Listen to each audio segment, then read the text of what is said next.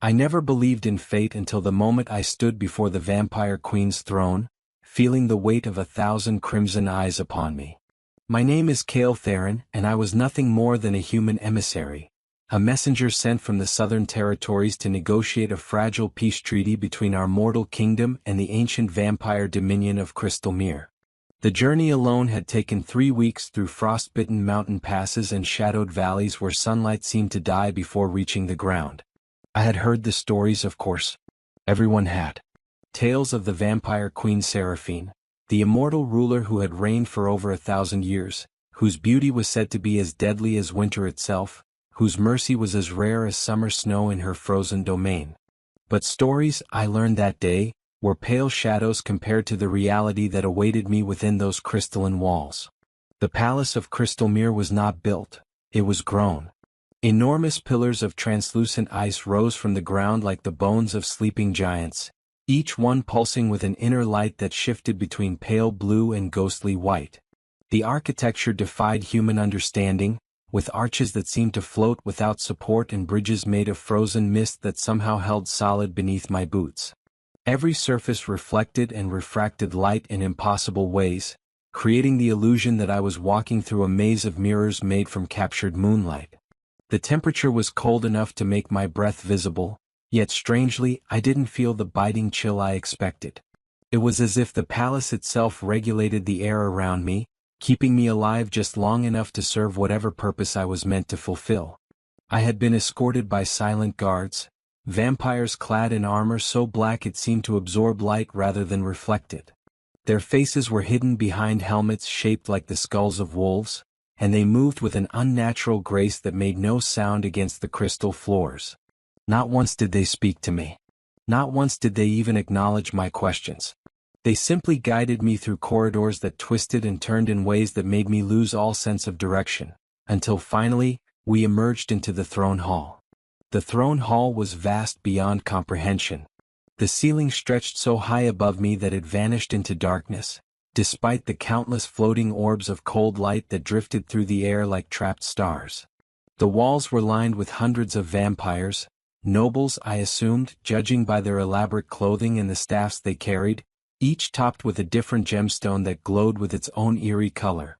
They stood perfectly still, perfectly silent, their eyes tracking my every movement as I was led down the central aisle toward the throne itself. And there she was. Queen Seraphine sat upon a throne carved from a single massive block of ice that seemed to generate its own internal blizzard. Snowflakes swirled within the frozen structure, never melting, never settling, eternally dancing in their crystalline prison. She wore a gown that appeared to be woven from silver starlight and winter mist, fitted perfectly to a form that was both terrifyingly beautiful and inhumanly perfect. Her skin was the color of fresh snow, flawless and luminous. Her hair cascaded down past her shoulders in waves of platinum blonde so pale it was almost white, adorned with a crown of black ice and blue diamonds. But it was her eyes that truly captured me, ancient crimson orbs that held centuries of knowledge, power, and something else I couldn't quite name. Perhaps it was loneliness. Perhaps it was hunger. Or perhaps it was simply the cold calculation of a predator examining her prey. I knelt as protocol demanded, my armored coat, a gift from my own king enhanced with protective enchantments, felt suddenly inadequate against the supernatural presence that filled the room. The dark, futuristic design of my attire, with its reinforced plates and subtle blue energy lines running through the fabric, marked me as someone important in my own kingdom. But here, in this frozen palace of eternal night, I felt like a child playing dress-up in his father's armor. Cale Theron of the Southern Territories, her voice rang out, clear and cold as breaking ice. You have traveled far to bring us words of peace. Speak them, and let us determine whether your king's promises hold any warmth, or if they are as hollow as the wind. I rose, keeping my eyes respectfully lowered, and began my rehearsed speech. I spoke of trade agreements and border treaties, of shared enemies and mutual benefits. I presented scrolls sealed with my king's signet and offered gifts of rare metals mined from our southern mountains. Throughout it all, Queen Seraphine remained motionless, her expression unreadable, her court equally silent and still. It was like performing for an audience of beautiful statues. and with each passing moment, I felt my confidence draining away like water through cupped hands. I was halfway through explaining the proposed terms of magical resource sharing when I heard it, a sound so unexpected in that silent hall that I nearly lost my place in my speech. Footsteps. Quick, light footsteps. Running. The entire court seemed to shift, a ripple of awareness passing through the assembled vampires like wind through wheat. The temperature in the hall somehow dropped even further, and I felt my breath catch in my throat. Something was happening, something unplanned, and judging by the sudden tension crackling through the air like static before a lightning strike, it was something significant. I turned my head slightly, breaking protocol, unable to resist the urge to see what had caused such a reaction. She burst into the throne hall like a winter storm given form. A young woman, no, not a woman, a vampire, I could tell by the way she moved, too fast, too graceful, with hair the color of freshly fallen snow touched by moonlight. It cascaded down her back in silky waves that seemed to glow with their own internal light. She wore a gown of deep blue and silver, far simpler than her mother's, but elegant nonetheless, and upon her head sat a delicate tiara of white gold and sapphires. Her skin was pale as death but radiant with an otherworldly vitality, and her eyes, oh, her eyes were the deepest crimson I had ever seen, like wine made from roses, like the last light of sunset on fresh blood, filled with an emotion so raw and powerful that I felt it strike me like a physical blow even from across the vast hall.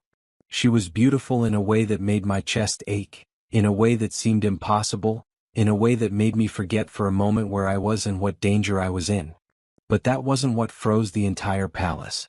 What froze the palace was what she did next. She ran. Not toward her mother, not toward the throne, but toward me.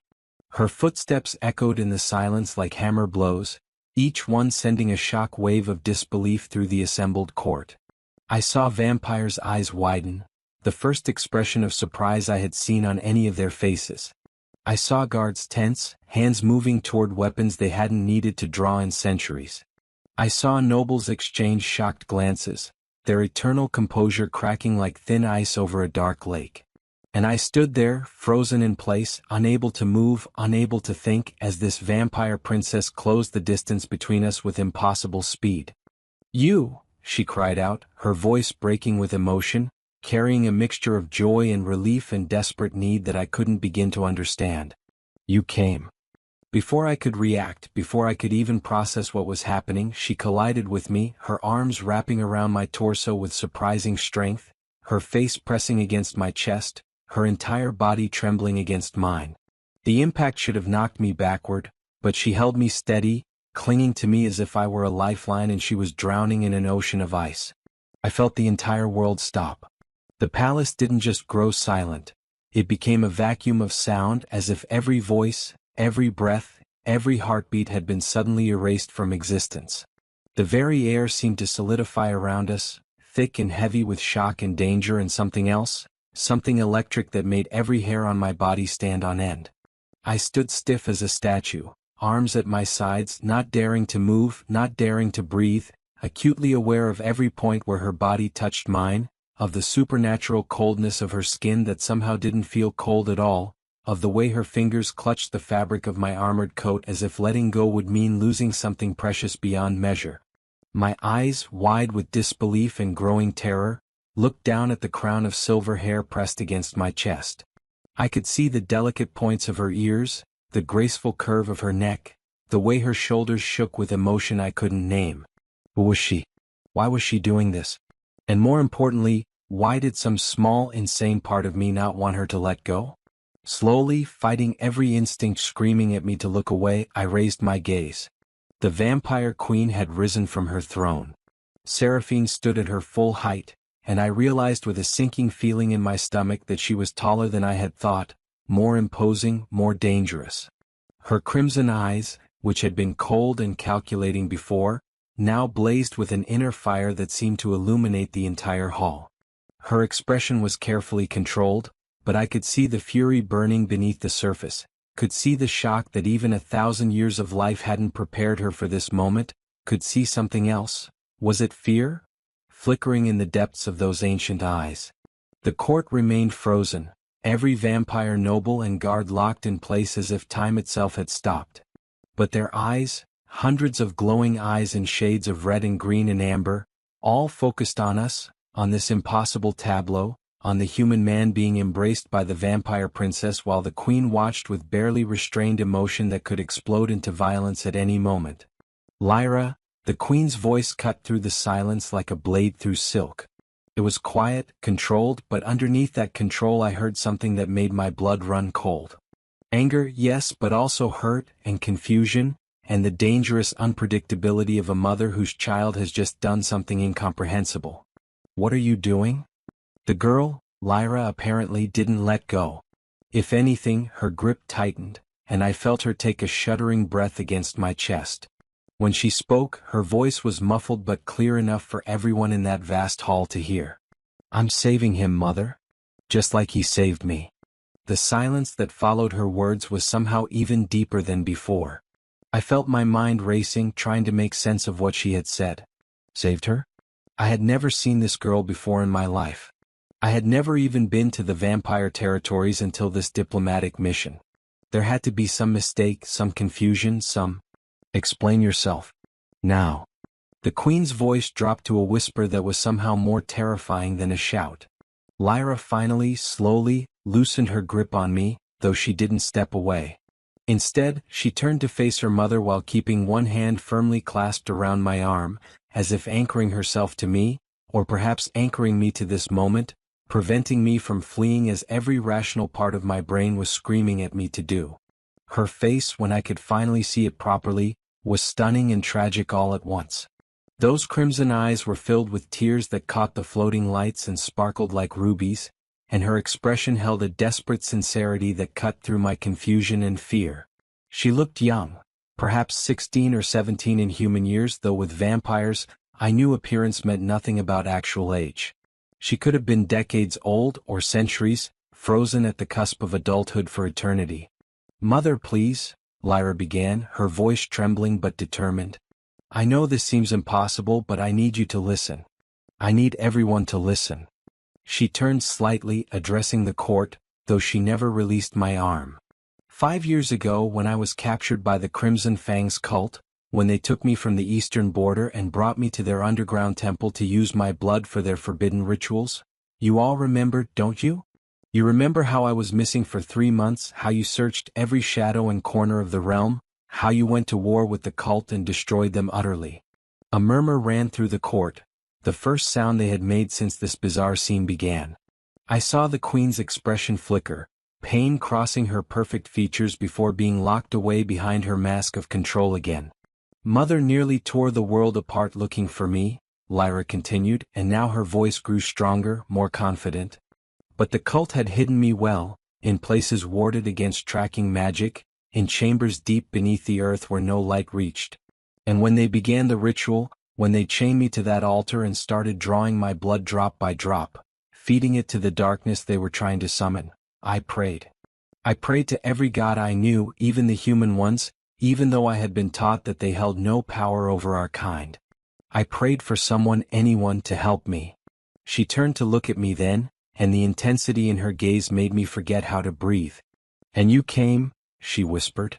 A human boy no more than 14 years old, stumbling into that chamber by accident, lost and terrified and bleeding from your own wounds. You looked at me chained to that altar, looked at the cultists beginning their chant, and you didn't run. You didn't abandon me to save yourself. You attacked them. My mind spun, reaching back through my memories, searching for something, anything that matched what she was describing. 5 years ago. I would have been 14. There had been an incident. Raiders had attacked my village on the southern border. My family had been killed. I had fled into the mountains, wounded and desperate, seeking shelter in the caves. I had found something. A chamber. Stone and darkness and torches burning with green fire. There had been people in robes, chanting in a language I didn't understand. And there had been, oh gods, the girl on the altar. The memory came flooding back, sharp and vivid despite the years that had buried it. I had forgotten, or perhaps I had forced myself to forget, had convinced myself it was a fever dream born from blood loss and trauma. But now looking at Lyra's face I remembered. Silver hair spread across black stone. Crimson eyes filled with pain and terror. Chains made of some dark metal that seemed to drink light. And so much blood, her blood pooling beneath the altar, running in rivulets along carved channels in the stone, feeding into a circle of runes that pulsed with sickly light. I had been half dead myself, armed with nothing but a rusty knife taken from one of the raiders who had killed my family. I should have run. Any sane person would have run. But I had seen the girl's eyes, had seen her silent plea, and something in me, something I couldn't explain then and still couldn't explain now, had made me move. I had attacked. Surprise had been my only advantage. The cultists hadn't expected a wounded human child to come charging out of the darkness, screaming defiance. I had managed to kill 2 of them before they overwhelmed me. I remembered pain, remembered being thrown against the wall, remembered the taste of blood in my mouth and the feeling of my ribs breaking. I remembered seeing more cultists converging, remembered thinking that I had failed, that we were both going to die in that horrible place. And then I remembered light. Blinding, terrible, beautiful light erupting from the girl on the altar, from Lyra, as the chains binding her shattered. The cultists had screamed. There had been blood and chaos and then nothing. I had woken up 3 days later in a village hospital, alone, with wounds that should have killed me somehow healed enough that I survived. The authorities had investigated the cave but found nothing. No bodies, no altar, no evidence that anything had happened there at all. They had assumed my story was the delusion of a traumatized, injured boy. Eventually I had assumed the same. But it had been real. I looked at Lyra with new eyes, seeing past the regal bearing and the vampire princess standing before me, seeing instead the terrified girl chained to an altar, and understanding bloomed in my chest like a painful flower. "You saved me that day," Lyra said softly, her words meant for me alone, though in the absolute silence of the hall, everyone could hear them. "Your foolish, brave, impossible attack disrupted the ritual just enough, broke their concentration just long enough for me to access my power and break free. I killed them all, every cultist in that chamber, in the rage and terror of the moment. And when I was done, when I stood there covered in their blood, I looked for you. But you were gone. There was a trail of blood leading out of the chamber, and I followed it, desperate to find you, to thank you, to save you as you had saved me. But by the time I reached the village, you had been taken to healers and there were humans everywhere and dawn was coming and her voice broke. I had to leave. I had to return home. My mother had finally located me and the guards came, and they dragged me back to safety while I screamed your name, a name I didn't even know, to a face I had only seen for moments in the darkness. Tears rolled down her cheeks now, glowing slightly in the cold light, and she made no move to wipe them away. I've searched for you ever since. I described you to artists, had them create hundreds of portraits from my memory. I sent agents into human lands to search the border villages. I studied human records, human names, human faces. I dreamed of you, of finding you, of being able to properly thank you for giving me my life back. And today, when you walked into this hall, when you knelt before my mother's throne, I thought I was hallucinating. I thought my desperate longing had finally driven me mad. But it was you. It is you. Older, stronger, but the same eyes. The same brave, foolish eyes that looked at a doomed vampire princess and decided she was worth saving, even if it cost you everything. She turned back to her mother, drawing herself up to her full height, still gripping my arm as if she feared I might disappear like smoke if she let go. So yes, mother, I ran to him. I embraced him. Because he is not just some human emissary, he is the human who saved your daughter's life when the entirety of your kingdom could not. And if that breaks protocol, if that shocks the court, if that offends tradition, then I apologize. But I will not pretend I don't owe him everything. I will not dishonor his sacrifice with false formality. The throne hall remained silent, but it was a different kind of silence now. The shock was still there, but it had been joined by something else. Understanding, perhaps, or at least the beginning of it. I saw vampire nobles exchange glances, saw guards lower their hands from their weapons, saw the tension in the room shift from immediate danger to confused uncertainty. And Queen Seraphine, she stood there, staring at her daughter, her expression cycling through emotions too quickly for me to track. Fury gave way to shock, shock gave way to understanding, understanding gave way to something that looked almost like pain, and finally, slowly, her features softened into something I never expected to see on the face of the ancient vampire queen. Relief. She descended from her throne, moving with liquid grace, her gown trailing behind her like captured starlight. The court parted before her, creating a clear path, and within moments she stood before us, before me and the princess who still clung to my arm. Up close, Seraphine was even more terrifying and beautiful than she had been from a distance. She towered over both of us, and the power radiating from her presence made my knees weak. But when she spoke, her voice was soft, almost gentle. "Lyra," she said, reaching out to cup her daughter's cheek with one pale hand. "My precious child. Why did you never tell me about the boy? Why did you never speak of him?" Lyra leaned into her mother's touch, fresh tears spilling down her cheeks. "Because I didn't know if I would ever find him. Because I thought you might try to stop me from searching, might think it was an unhealthy obsession, might forbid me from pursuing someone who might not even survive his injuries. And I couldn't bear the thought of being ordered to forget him, to stop looking, to let go of the one person who had valued my life over his own without even knowing who I was." Seraphine was quiet for a long moment, her crimson eyes studying her daughter's face with an intensity that spoke of complicated emotions warring within her. Then, slowly, she turned her gaze to me.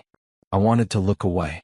Every instinct screamed at me to drop my eyes, to show submission, to do anything other than meet the stare of a 1,000-year-old vampire queen who could end my life with a thought. But something, pride or perhaps the same foolish bravery that had driven me into that chamber 5 years ago, kept my gaze steady. "Cale Theron," she said, and hearing my name from her lips felt surreal, intimate in a way that made me uncomfortable. "It seems I owe you a debt beyond measure. You saved my daughter's life when I could not. You faced death to protect her when you had no reason to do so, when doing so brought you no benefit and only guaranteed your own destruction. That is not the action of a mere messenger or diplomat. That is the action of someone with a hero's heart." She paused, and I saw something shift in her expression, saw a decision being made behind those ancient eyes. "Tell me, Cale Theron of the Southern Territories, what reward would you ask for such a deed? Gold? Land? Power? Name it, and if it is within my considerable means to grant, I shall see it done." I opened my mouth, then closed it again, my mind racing. What did I want? I had come here as an emissary, yes, but I was also just a survivor of a border raid who had gotten lucky enough to be chosen for this mission because of my knowledge of the mountain passes. I had no great ambitions, no secret desires for wealth or power. I had simply been trying to survive, to find purpose in a world that had taken everything from me 5 years ago. But looking at Lyra, seeing the hope and fear warring in her expression, feeling the warmth of her hand still wrapped around my arm despite the supernatural chill of her skin, I found myself saying words I hadn't planned, hadn't even known I was thinking until they left my mouth. "I want to understand," I said quietly. "I want to know why. Why I survived when I should have died. Why I healed when my wounds were fatal. Why I felt this strange pull, this incompleteness for the past 5 years without knowing what I was missing." And I hesitated, then pushed forward, knowing I might be overstepping but unable to stop myself. "I want to know her. The girl I saved. The princess she became. I want to know if the glimpse I saw in that chamber, the strength and the terror and the desperate will to live, if that was real or just a moment born from darkness and fear."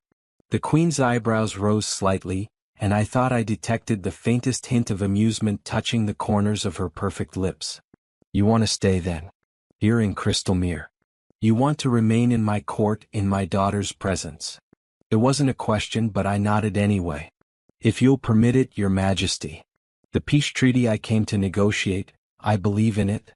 I believe our peoples can find common ground. And perhaps I can serve as a bridge between our worlds, as someone who has already crossed the divide between human and vampire in the most unexpected way." Lyra's grip on my arm tightened, and when I glanced at her, I saw such naked hope in her expression that it made my chest ache. She looked to her mother with pleading eyes, and I realized that despite her earlier boldness, she was still young, still dependent on her mother's approval in ways that transcended her vampire nature. Seraphine was silent for a long moment, her gaze moving between me and her daughter, weighing factors I couldn't begin to guess at. The entire court held its collective breath, waiting for the Queen's decision. Finally she spoke. "Very well. Kale Theron, I accept your request, and I grant you permission to remain in Crystalmere as my daughter's companion." She stressed the last word in a way that made it clear she was choosing it carefully, defining the bounds of our relationship before it could become something scandalous or dangerous. "You will serve as an ambassador of sorts, a liaison between our peoples, and you will help facilitate the peace treaty your king desires.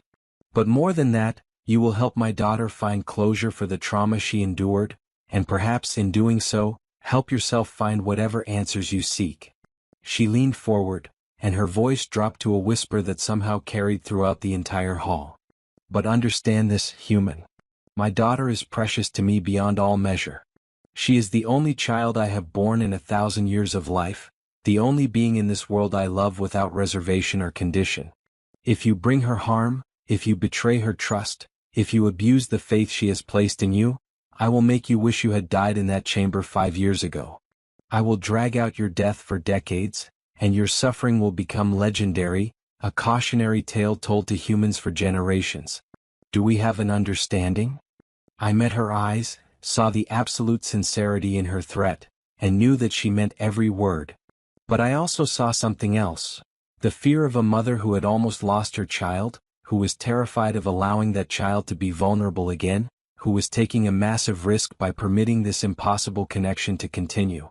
"I understand, Your Majesty," I said quietly. "And I swear to you, I would rather die than cause Lyra harm." Something in Seraphine's expression softened fractionally. She straightened, turning to address the court, her voice ringing out with royal authority. "Let it be known throughout Crystalmere that Kale Theron, formerly of the Southern Territories, is now under my personal protection as a guest of the royal house. He is to be treated with the respect due to one who saved the life of Princess Lyra.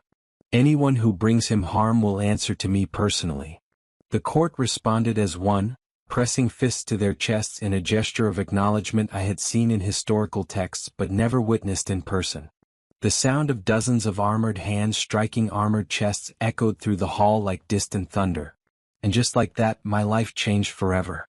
The days that followed were among the strangest of my life.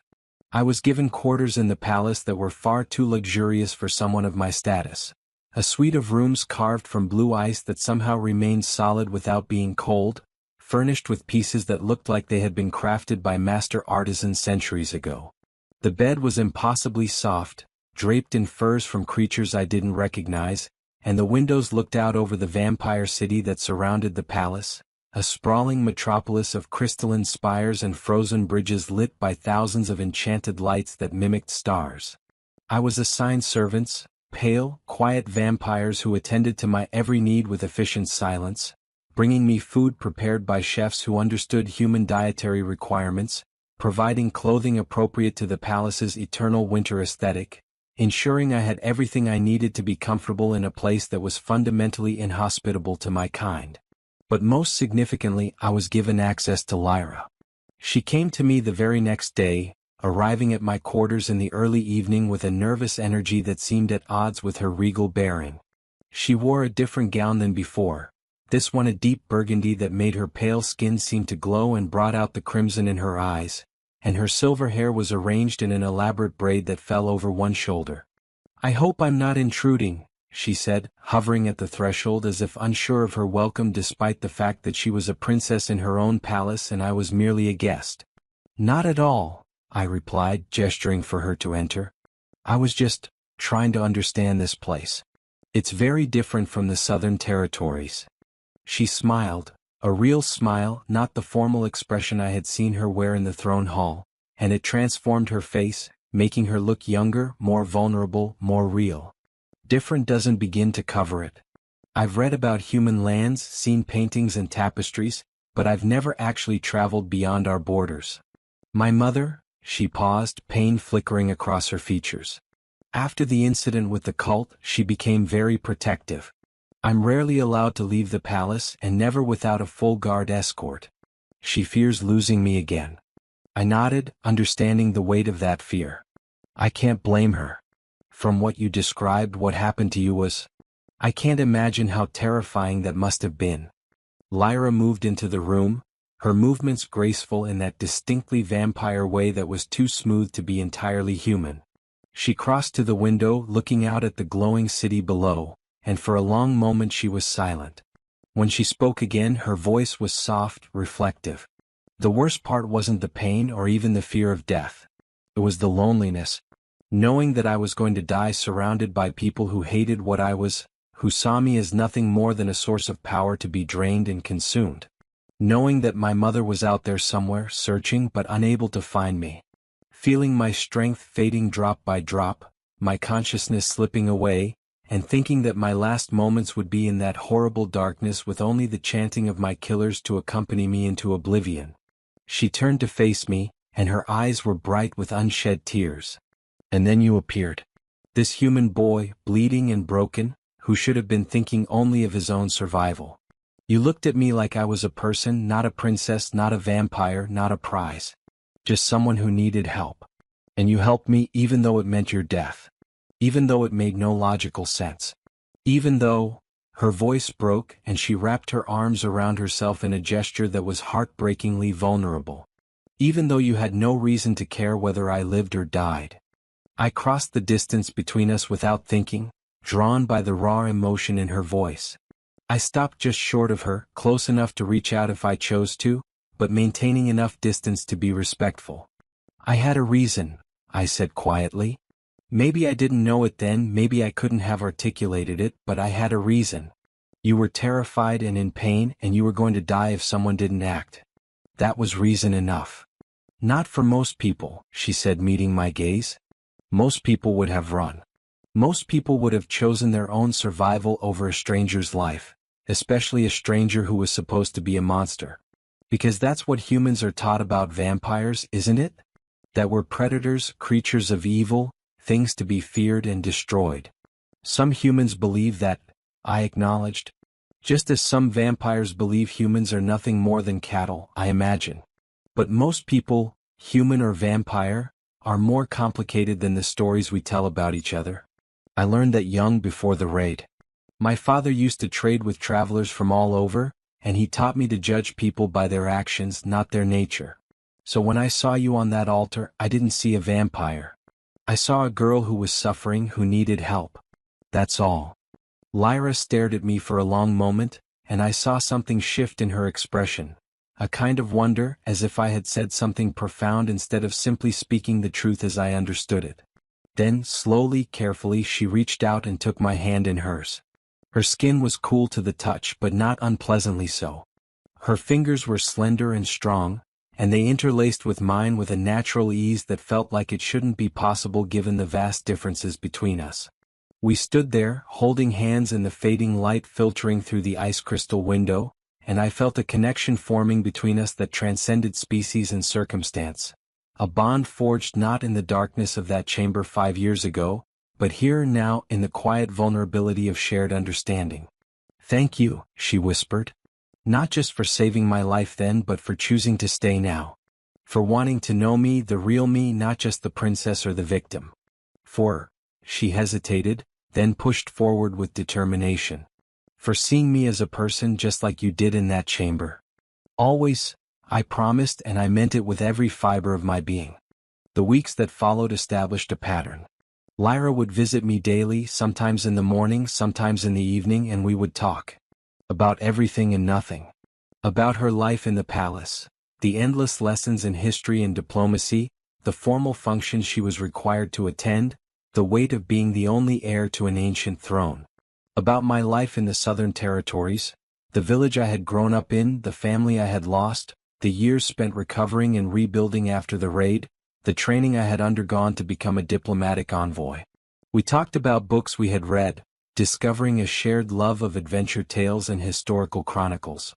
We discussed music, and she introduced me to vampire compositions that predated human civilization, haunting melodies played on instruments I had never seen before.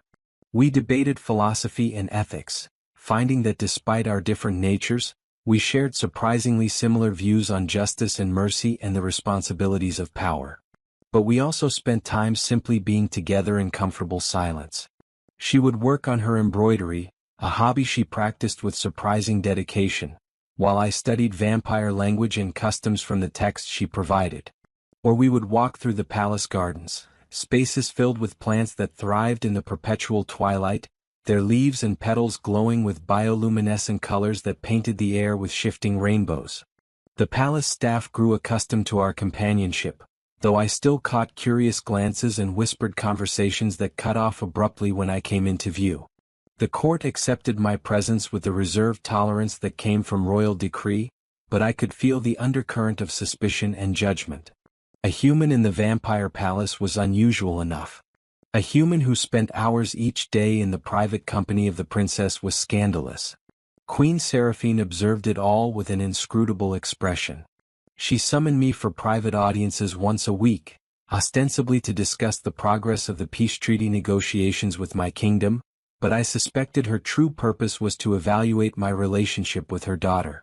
She asked pointed questions about my intentions, my understanding of vampire customs, my plans for the future. I answered as honestly as I could, making no promises I couldn't keep, hiding nothing that she might discover on her own. She never explicitly threatened me again, but I felt the weight of her warning in every conversation.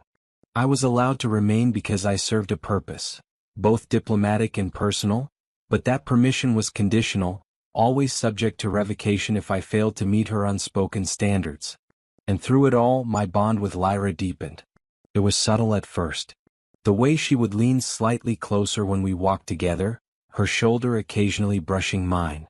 The way her eyes would light up when I entered a room, her expression shifting from courtly composure to genuine pleasure. The way she laughed at my clumsy attempts to master vampire etiquette, a bright, musical sound that I found myself wanting to hear more and more. I felt it too, this growing connection. The way my heart would speed up when I knew I was going to see her. The way I found myself thinking about her during the hours we were apart, remembering things she had said, planning topics to discuss when we next met. The way the palace, which should have felt alien and intimidating, began to feel like home because she was there. But I also felt the complications lurking beneath the surface. The reality that she was a vampire princess and I was a human of common birth. The fact that she would live for centuries, perhaps millennia, while I would age and die in the span of a single lifetime, barely a heartbeat in vampire terms. The knowledge that our peoples had been enemies for generations, and that our friendship, let alone anything deeper, represented a potential scandal that could undermine the fragile peace we were trying to build. I tried not to think about these things. I tried to simply enjoy the time we had, to live in the present without worrying about a future that seemed impossibly complicated. But late at night, lying in my too-soft bed and staring at the eternally frozen ceiling of my chamber, I couldn't escape the questions that plagued me. What were we doing? Where could this possibly lead? And was I being unfair to Lyra by allowing our connection to deepen when I had no idea how to bridge the seemingly insurmountable differences between us? I didn't have answers. But I also couldn't bring myself to pull away, to put distance between us, to protect us both from potential heartbreak by ending things before they truly began. Because the truth was, I was falling for her. Not the vampire princess, not the girl I had saved, but her, Lyra, with her quick wit and her hidden vulnerabilities, her fierce intelligence and her surprising kindness, her regal bearing and her moments of endearing awkwardness when she forgot to maintain her courtly mask. And if the way she looked at me was any indication, she was falling too. The crisis came on a cold evening 2 months after my arrival. I had been summoned to the throne hall for a formal audience. A visiting delegation of vampire nobles from the eastern provinces had arrived, and my presence as the human ambassador was apparently required for some diplomatic purpose I hadn't fully understood. I dressed in the formal attire that had been provided for me, a suit of midnight blue with silver embroidery that marked me as part of the royal household, and made my way through the crystal corridors with a guard escort. The throne hall was packed with vampires, far more than I had seen since that first day. The air buzzed with conversation and the subtle tension of political maneuvering. Queen Seraphine sat upon her throne, regal and terrifying as always, with Lyra standing at her right hand in a gown of ice blue and white that made her look like a winter goddess. The visiting delegation was introduced with great ceremony. They were led by a vampire lord named Draven, a tall, imposing figure with dark hair and amber eyes who carried himself with the arrogance of someone used to getting his way. He approached the throne with his entourage, offered the appropriate gestures of respect, and began speaking about trade agreements and territorial boundaries. I stood off to the side as was appropriate for my position, trying to follow the complex political discussion and understand the subtle power dynamics at play. But my attention kept drifting to Lyra, who stood perfectly still, her expression carefully neutral, her eyes fixed on some point above the delegation's heads. Something was wrong. I could feel it in the tension of her shoulders, the slight tightness around her eyes, the way her hands were clasped together just a bit too tightly. She was uncomfortable, and as I watched, I saw Lord Draven's gaze drift to her repeatedly, studying her with an intensity that made my instincts scream warnings. "And finally, Your Majesty," Draven said, his voice carrying easily through the hall, "I come to discuss a matter of alliance between our houses. As you know, my family has long been loyal to the crown, and we seek to strengthen those ties through a formal union." Queen Seraphine's expression didn't change, but I sensed a shift in the atmosphere, a sudden sharpening of attention from the assembled court. "What sort of union do you propose, Lord Draven?" He smiled, a predatory expression that showed too many teeth. "A marriage, Your Majesty. Between myself and your daughter, Princess Lyra.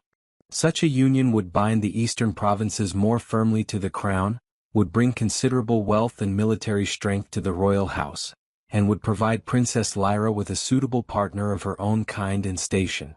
The throne hall erupted in murmurs, some approving, some surprised, all intensely interested. I felt my blood turn to ice, my hands clenching into fists at my sides.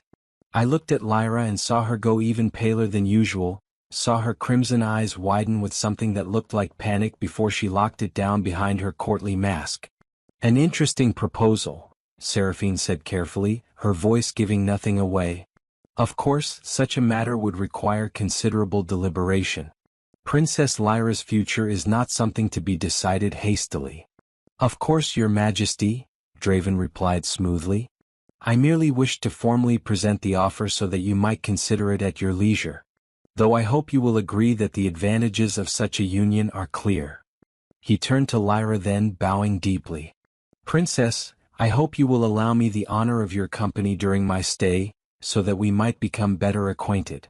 Lyra's jaw tightened, but she managed a polite nod. "As you wish, Lord Draven." The formal audience continued, but I barely heard the rest of it. My mind was racing, emotions churning in my chest that I had no right to feel. Jealousy, anger, fear. And beneath it all, a growing certainty that I couldn't remain silent, that I couldn't simply stand by and watch Lyra be bargained away like a piece in a political game, regardless of the consequences to myself or the peace treaty or anything else.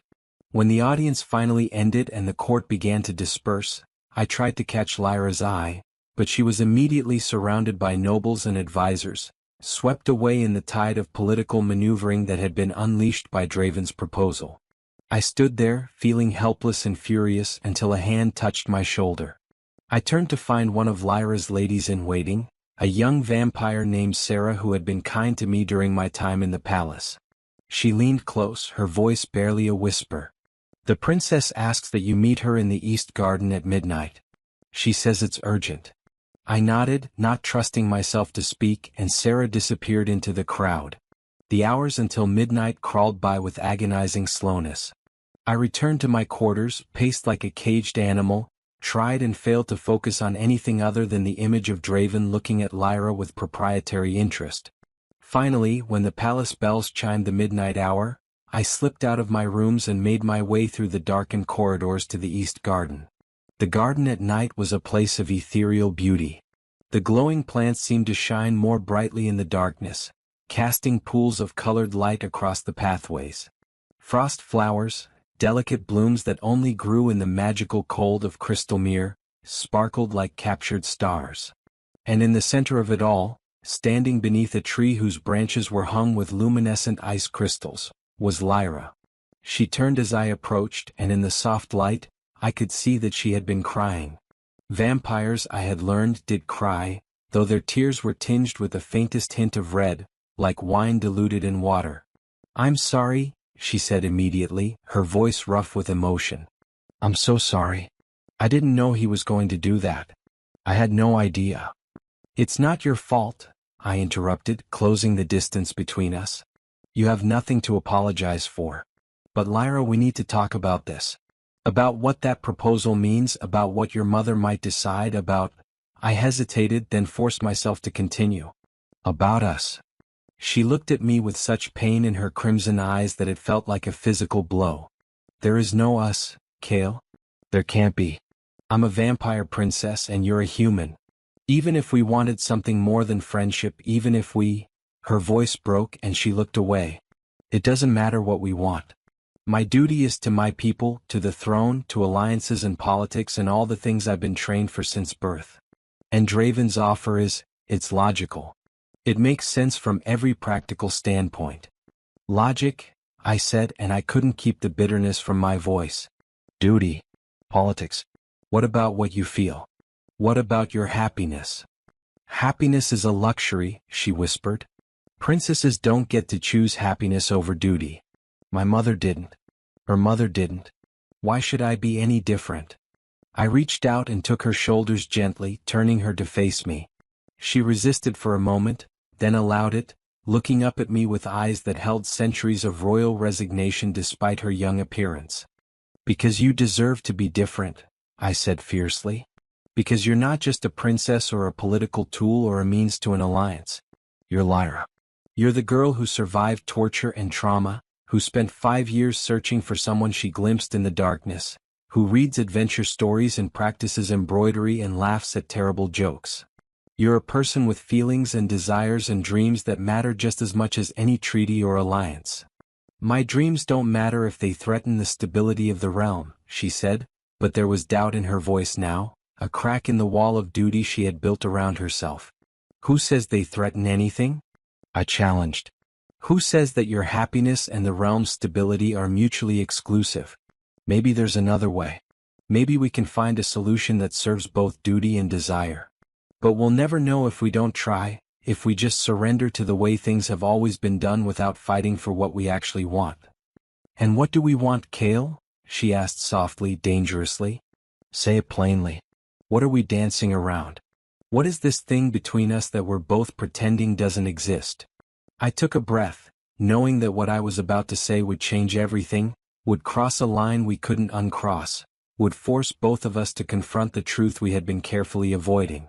But I also knew I couldn't lie, couldn't hide behind diplomatic language and careful evasions, not anymore, not with her.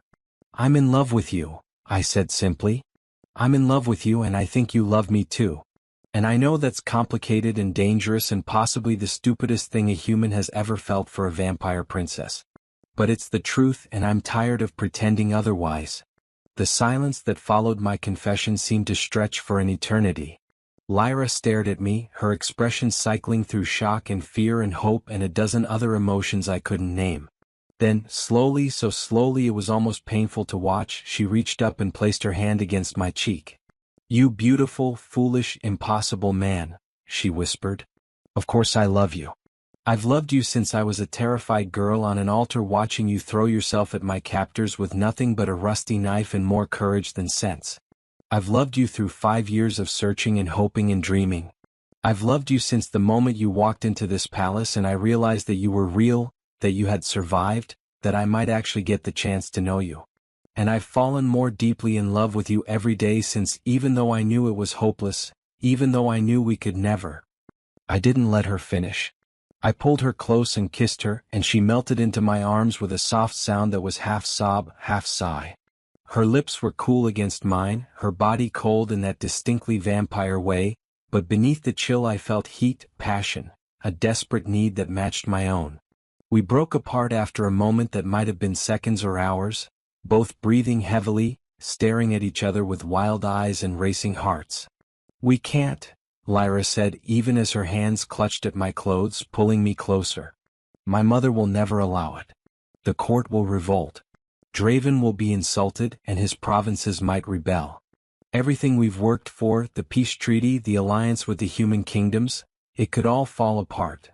Then we'll find a way to hold it together, I said firmly. We'll make them understand.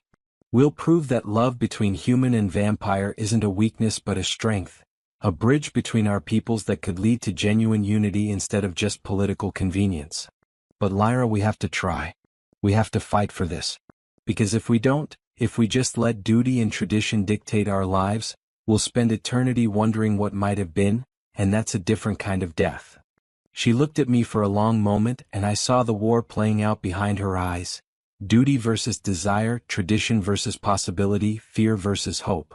Then, slowly, her expression hardened into determination, and I saw in her face the girl who had broken her chains and destroyed her captors, the princess who had defied protocol to embrace me in front of the entire court. "All right," she said quietly. "All right. We'll fight. But we have to be smart about this, Kale. We can't just announce our feelings and expect everyone to accept them. We need a strategy. We need allies. We need to show my mother and the court that what we have is real and valuable and not just some fleeting infatuation that will fade with time." "How do we do that?" I asked. She smiled then, a fierce, determined smile that made her look like the queen she was born to become. "We start by showing them what you've already shown me, that human and vampire can trust each other, work together, sacrifice for each other. We make ourselves invaluable to the court, to the realm. We prove that our bond isn't a liability but an asset. And we give my mother a reason to choose love over logic, to take the risk of breaking tradition because the alternative is losing her daughter's happiness." "That's a tall order," I said, but I was smiling too, infected by her determination. "Good thing we're both too stubborn to know when to give up," she replied. And there, in the luminescent garden beneath the eternal twilight of Crystal Mere, we made our plans, holding hands like children plotting an adventure, our hearts full of hope and love and the kind of defiant courage that makes gods and monsters nervous. We didn't know if we would succeed. We didn't know if the court would accept us, or if the queen would relent, or if the peace between our peoples could survive the scandal of a vampire princess loving a human. But we knew we were going to try, and that was enough. For now it was enough. The next weeks tested us in ways I hadn't imagined. Lord Draven remained in the palace, playing the role of the attentive suitor with practiced ease. He sent Lyra gifts, elaborate pieces of jewelry, rare books, exotic flowers preserved in magical ice. He requested her company at formal dinners and cultural events, always operating within the bounds of propriety but making his intentions clear to everyone watching.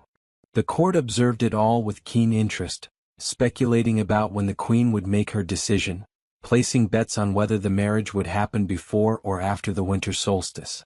Through it all, Lyra maintained her composure with a grace I found both impressive and heartbreaking. She accepted Draven's attentions with polite coolness, never encouraging him but never openly rejecting him either, walking the diplomatic tightrope her position required. But I saw the strain it put on her, saw the tightness around her eyes and the way her smiles never quite reached their full potential when she was in his presence. Meanwhile, we threw ourselves into proving our worth to the court and the queen.